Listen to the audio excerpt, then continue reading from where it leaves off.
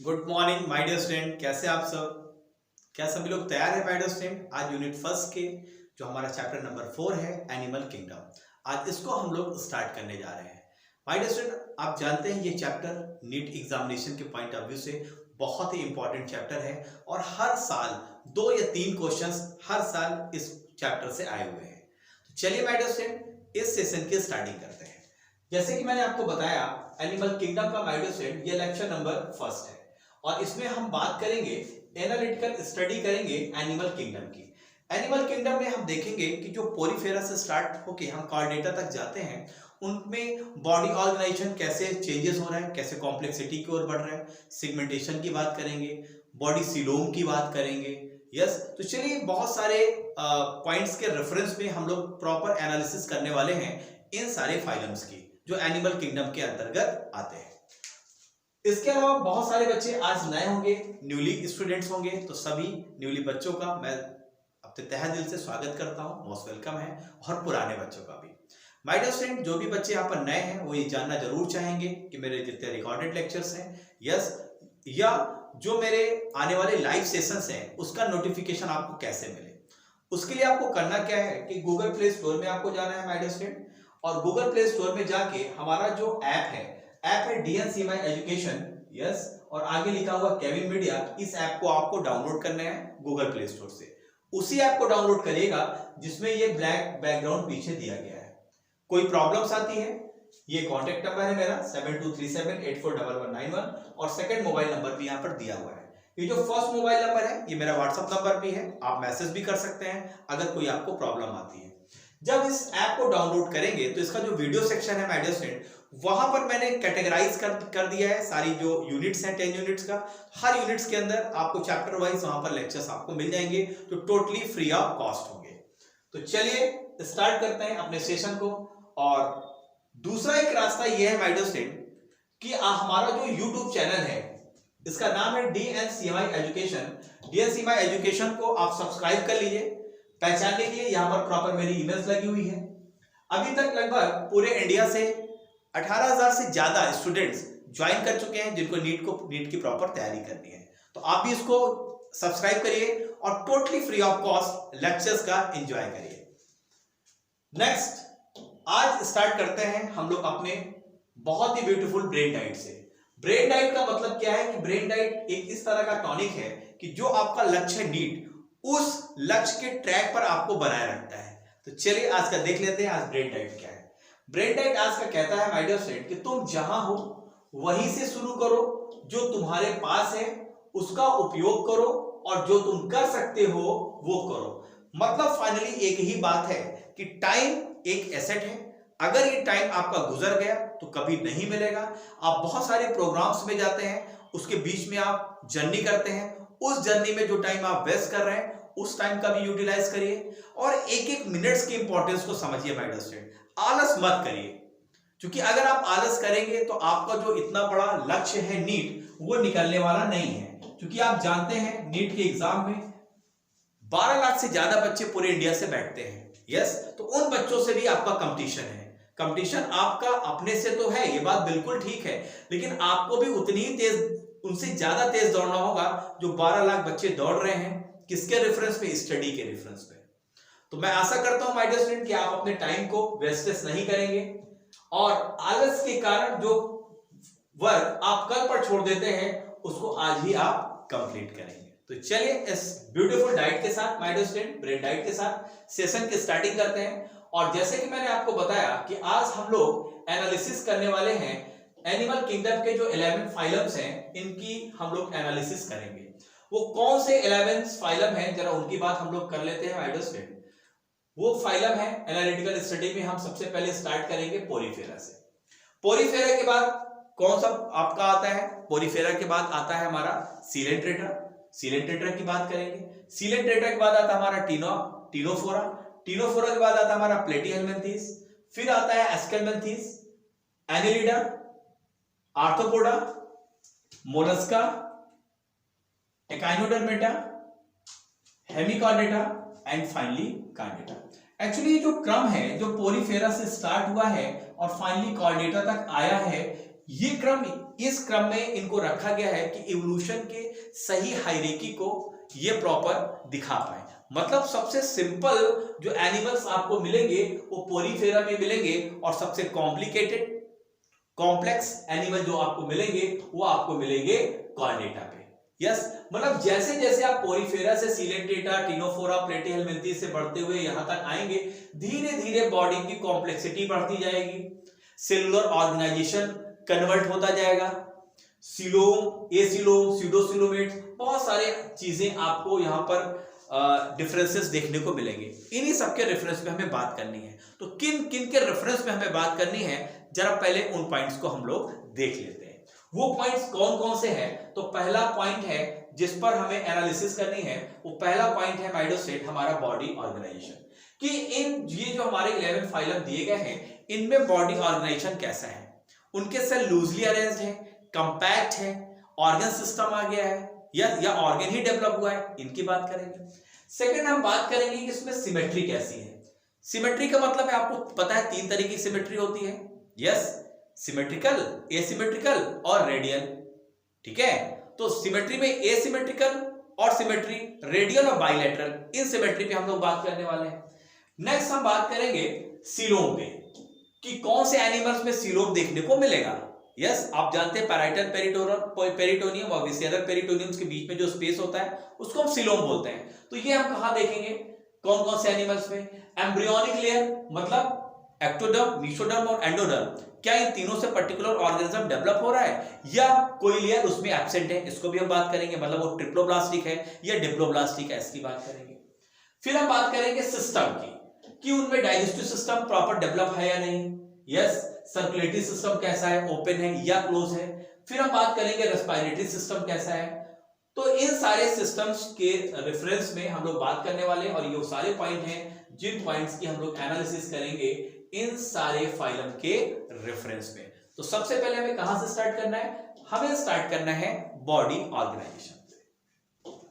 तो चलो स्टार्ट करते हैं बॉडी ऑर्गेनाइजेशन से समझना। सबसे पहले अगर हम बात करें माइडोसेट, तो जो मैंने अभी 11 हायरार्की बताई है, सबसे पहले तो आपको इसे याद करने का तरीका पता होना चाहिए। अगर ये हायरार्की आपने ऊपर नीचे कर दिया तो इवोल्यूशन का क्रम गड़बड़ा जाएगा। तो आपको ये पता होना चाहिए कि पोरीफेरा से लेके कॉर्डेटा तक कौन सा सही क्रम है। चलो सबसे पहले हम इसे कैसे याद करना है, इसकी ट्रिक भी मैं आपको बताने वाला हूं। तो पहला क्या है? पोरीफेरा। सेकंड है हमारा सीलेंट्रेटा। थर्ड है हमारा टिनोफोरा। फोर्थ है हमारा प्लेटीहेलमिन्थीस। फिफ्थ है हमारा एस्केलमिन्थीस। 6 है हमारा एनिलिडा। 7 है हमारा आर्थ्रोपोडा। 8 है हमारा मोलस्का। 9 है हमारा एकाइनोडर्मेटा। 10 है हमारा हेमिकॉर्डेटा और 11th है हमारा कॉर्डेटा। एक्चुअली जो हमने पोरीफेरा से स्टार्टिंग करी है, आपको पता है पोरीफेरा से यूकैरियोट मल्टीसेलुलर स्टार्ट होते हैं, जबकि प्रोटोजोआ में क्या है? यूनिसेलुलर है। तो हमने कहां से स्टार्टिंग किया है एनिमल किंगडम की? पोरीफेरा से, जो यूकैरियोट है और मल्टीसेलुलर है। पहली चीज हम इसको याद करने का सिंपल सा मैंने तरीका क्या निकाला है कि ये जो फाइलम्स के नाम लिखे हुए हैं, इन नाम के कुछ अक्षर को हमने पहले ले लिया। जैसे पोरीफेरा में पोर ले लिया, सीलेंट्रेटा में हमने सील ले लिया, टिनोफोरा में हमने टीना ले लिया, प्लेटीहेलमिन्थीस में हमने प्लेट ले लिया, एस्केलमिन्थीस में ए, एनिलिडा का ए, आर्थ्रोपोडा का ए, मोलस्का का एम, एकाइनोडर्मेटा का ई और हेमिकॉर्डेटा का हेमी और कॉर्डेटा का चोक। तो इस तरीके से जो हमने वर्ड लिए, इस वर्ड से हम कैसे एक स्टोरी बनाएंगे जिससे आप प्रॉपर इसकी हायरार्की याद कर पाए। देखो इसकी स्टोरी क्या है, आपको एज्यूम करना है कि मान लेते हैं ये क्या है, एक कपड़ा है। इस कपड़े में छोटे छोटे पोर हैं, पोर आप जानते हैं ना, छिद्र हैं। तो सबसे पहले हमने क्या माइंड में रखा कि एक कपड़ा है, उसमें छोटे छोटे पोर है। तो पहला पोर का मतलब क्या हो गया? पोर का मतलब पहला हो गया पोरीफेरा। इन पोरीफेरा को क्या करना है? सिलना है। सिलना है मतलब सील। तो सेकंड हो गया सीलेंट्रेटा। इनको कौन सिलेगा? इनको सिलेंगी हमारी टीना मैम। तो टीना, टिनोफोरा से टीना आ गया, तो टिनोफोरा का टीना आ गया। तो इस कपड़े में क्या था? पोर था। पोर को सिलना है, कौन सिलेगा? टीना मैम सिलेंगी। और टीना मैम इस कपड़े को सिल के एक प्लेट में रख देंगी। ये क्या है? देखो ये प्लेट है, इस प्लेट में ये रख देंगी। तो प्लेट का मतलब क्या? प्लेटीहेलमिन्थीस। जब इस प्लेट में रखेंगी तो इस प्लेट में देखेंगे कि यहां पर आम भी रखे हुए हैं। कितने आम रखे हुए हैं? 3 आम रखे हुए हैं। तो 3 आम का मतलब हमने पहला ए ले लिया, दूसरा ए ले लिया, तीसरा ए ले लिया और एम ले लिया। तो 3 आम रखे, 3 आम में 3 ए हो गया, ए हो गया। तो पहले ए का मतलब होगा एस्केलमेंथिस, मतलब पहले जो आम खाएगा वो एस करेगा, एस्केलमेंथिस, ठीक है। सेकंड हो गया एनिलिडा, मतलब सेकंड वाले को क्या मिलेगा, सिर्फ एक मिलेगा, एन का मतलब एक, एनिलिडा।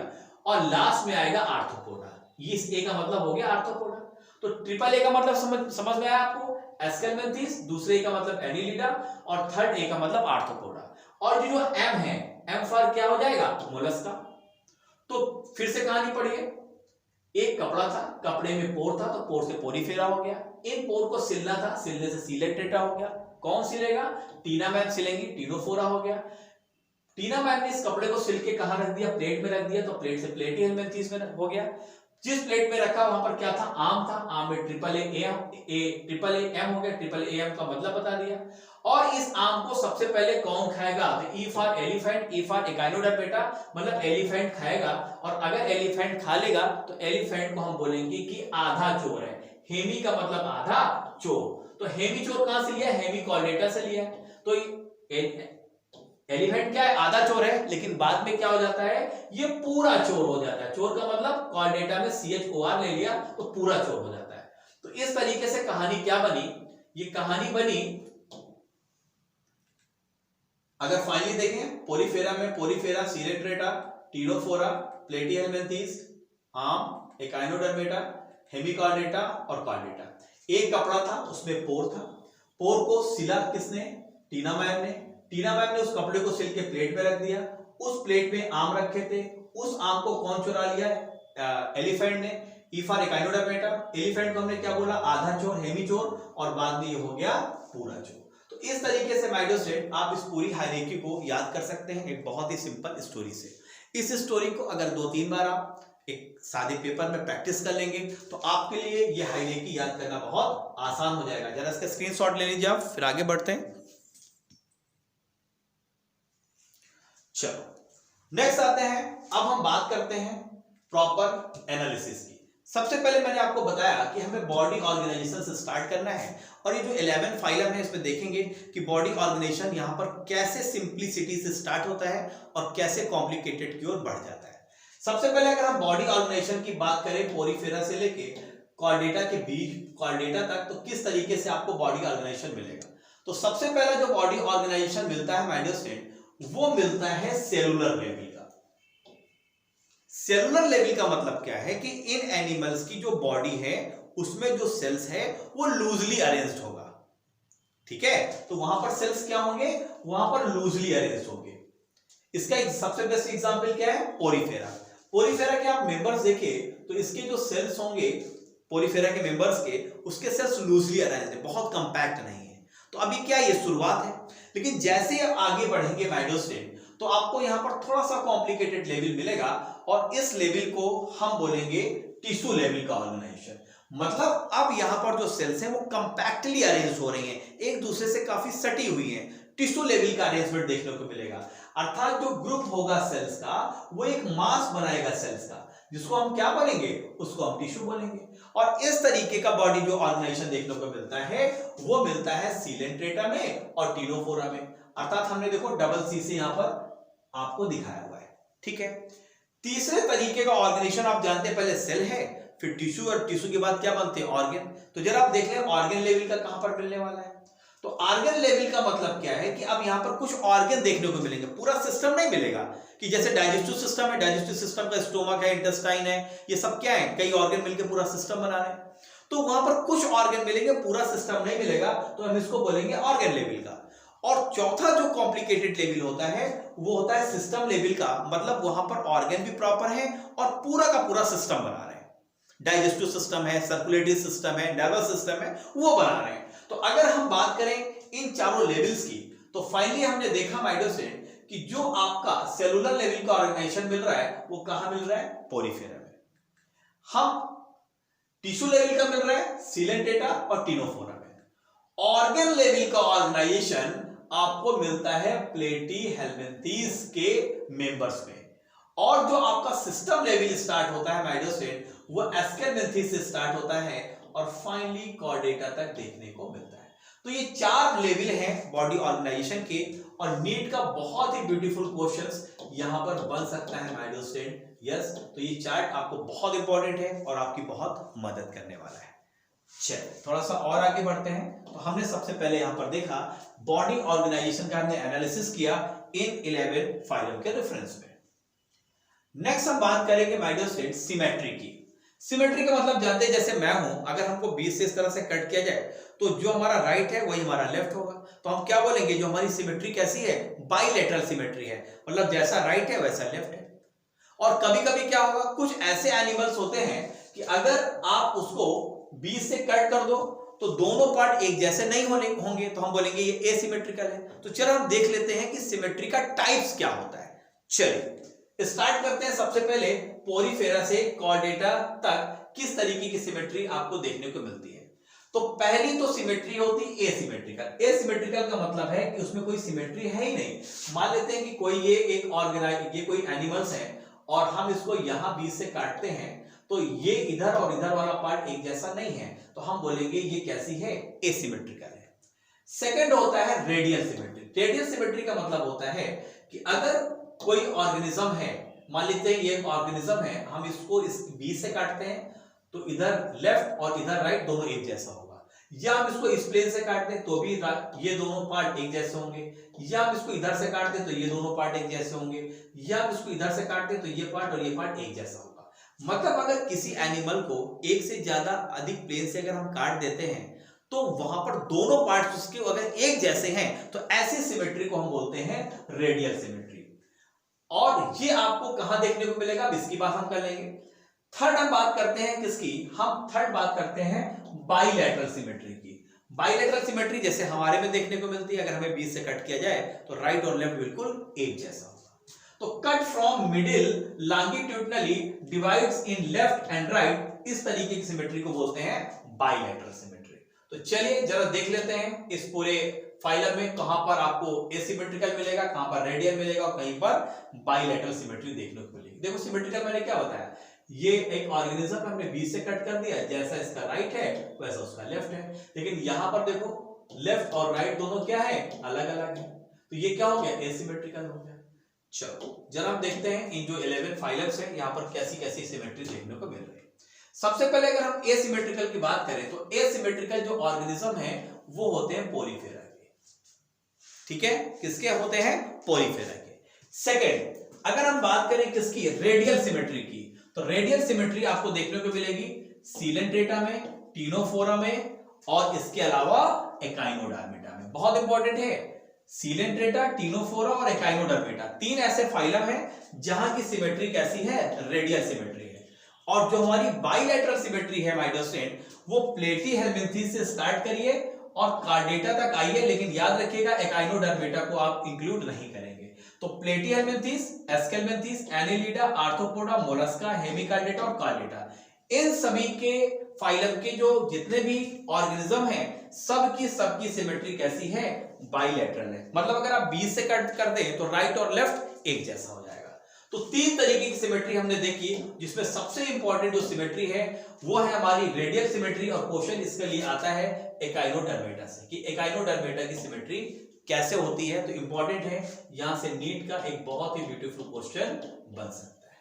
चलिए नेक्स्ट बात करते हैं, सिमेट्री की बात हमने कर ली। अब हम बात करते हैं next my dear student, yes अब हम बात करेंगे प्रॉपर सीलोम की। सीलोम क्या है, थोड़ा सा इसको समझ लो।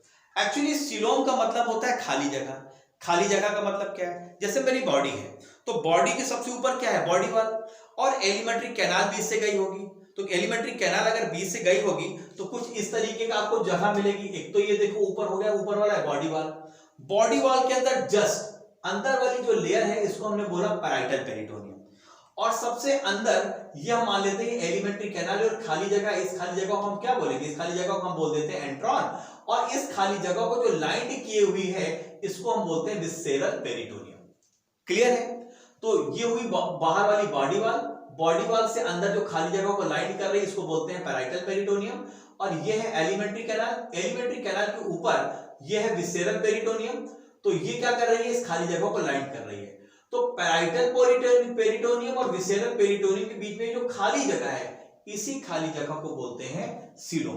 तो एक बात तो क्लियर है कि सीलोम वहीं पर आपको प्रॉपर देखने को मिलेगा जहां पर ये एलिमेंट्री कैनाल या एंड्रॉन आपको देखने को मिलेगा। एलिमेंट्री गट वहां पर होगी, तभी तो इनके और इसके बीच में खाली जगह होगी।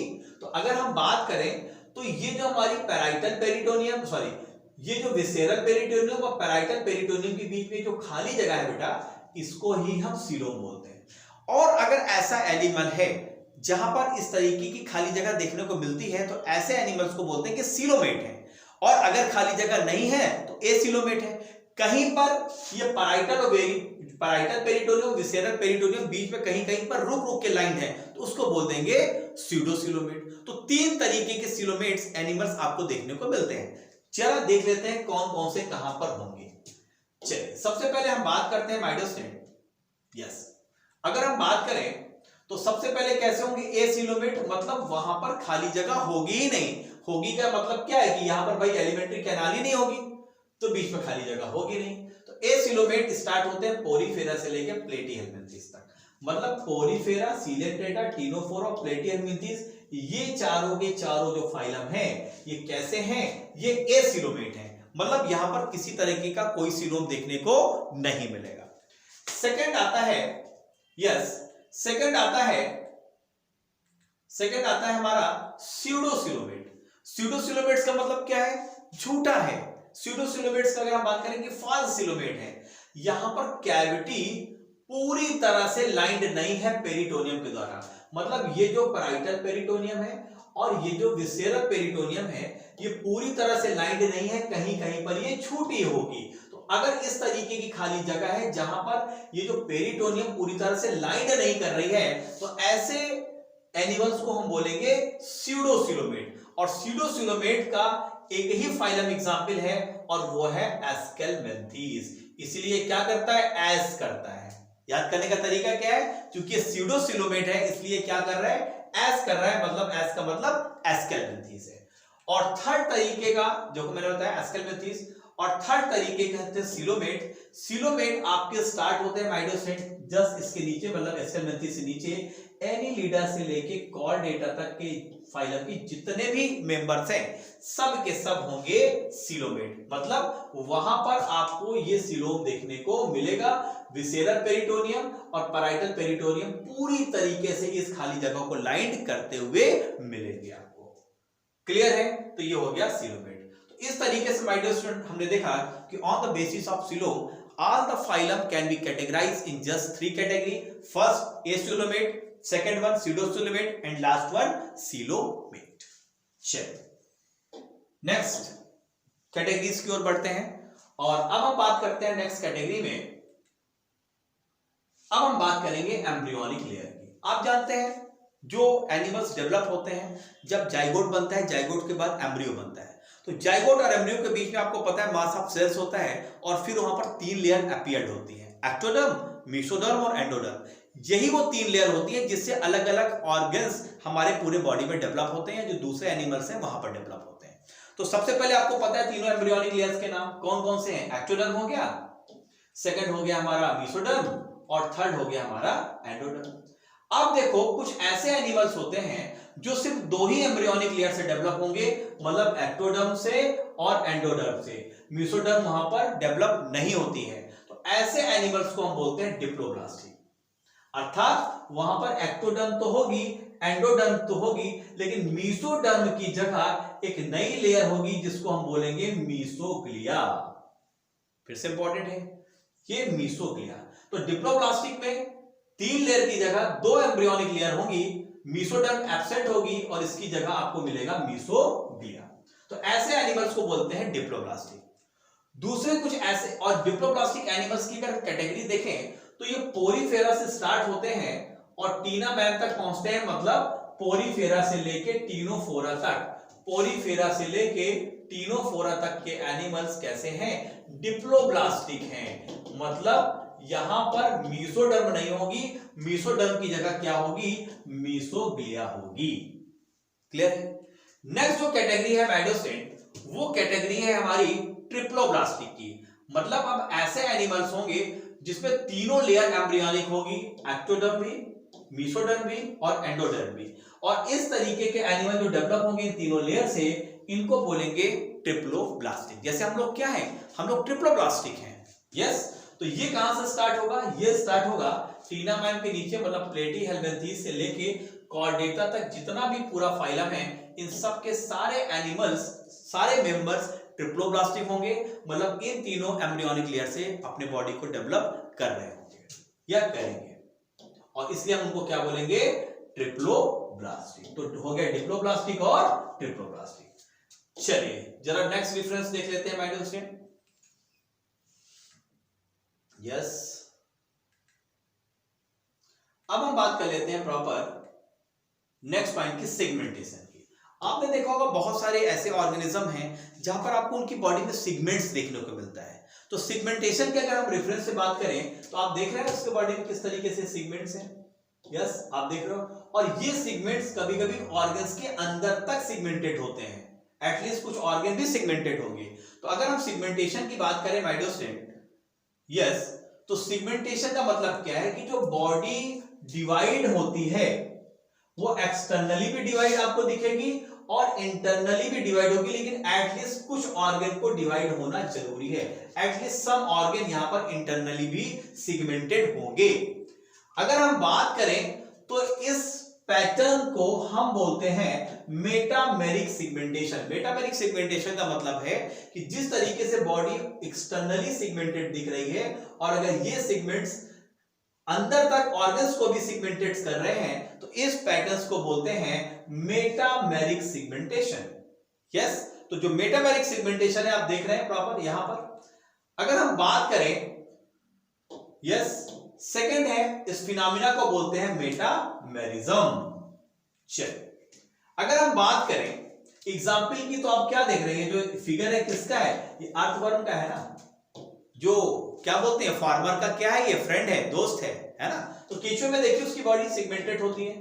तो इस जो ये जो फिनोमिना है इसको मेटामेरिज्म बोलते हैं, और जो सिगमेंटेशन है इसको हम बोलते हैं मेटामेरिक सिगमेंटेशन। और आप जानते हैं ये जो अर्थवर्म है किसका मेंबर है, यस, ये मेंबर है एनिलिडा।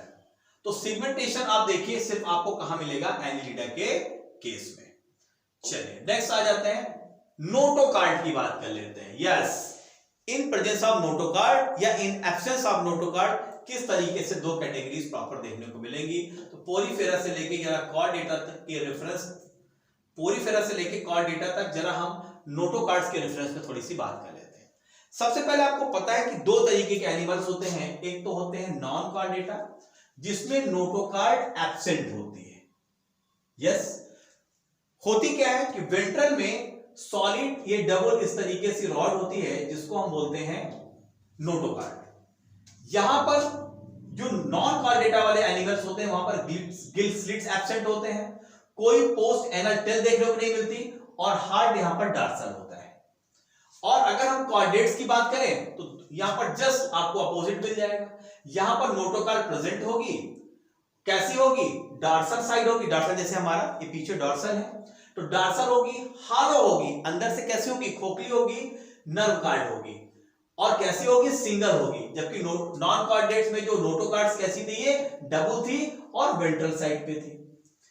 यहां पर आपको पेयर्ड फेरिंगियल परफोरेटेड गिल स्लिट्स देखने को मिलेंगे जो कॉर्डेट्स वाले मेंबर्स हैं, पोस्ट एनल टेल आपको देखने को मिलेगी, और हार्ट यहां पर वेंट्रल होगा। तो नॉन कॉर्डेट और कॉर्डेट्स में ये अंतर मुख्यता है। अब जरा हम देखते हैं इसकी थोड़ी सी एनालिसिस करते हैं इसके रेफरेंस में।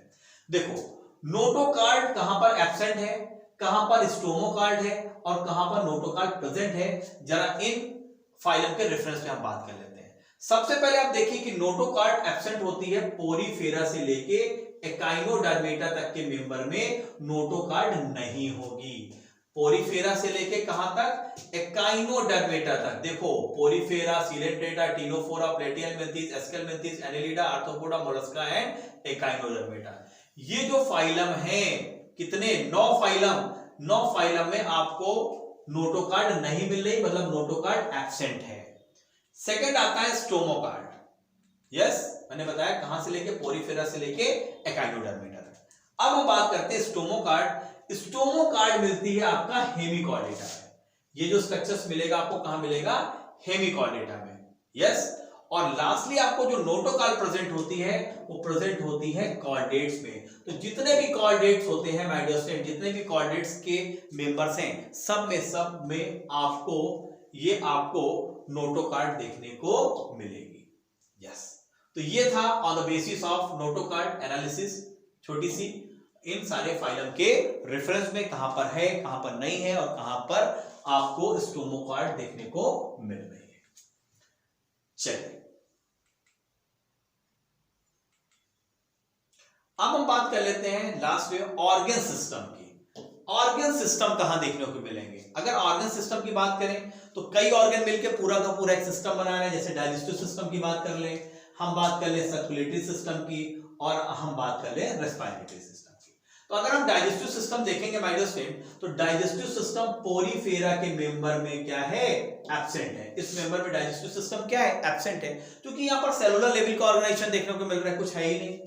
सेकेंड, इनकम्प्लीट जो डाइजेस्टिव सिस्टम देखने को मिलता है वो सीलेंट्रेटा से स्टार्ट होकर प्लेटी हेलमिंथेस तक, मतलब सीलेंट्रेटा, टीनोफोरा, प्लेटी हेलमिंथेस तक जो डाइजेस्टिव सिस्टम है वो कैसा है, इनकम्प्लीट है। तो इनकम्प्लीट डाइजेस्टिव सिस्टम सीलेंट्रेटा से लेकर प्लेटी हेलमिंथेस तक, और डाइजेस्टिव सिस्टम टोटली एब्सेंट है पोरीफेरा में।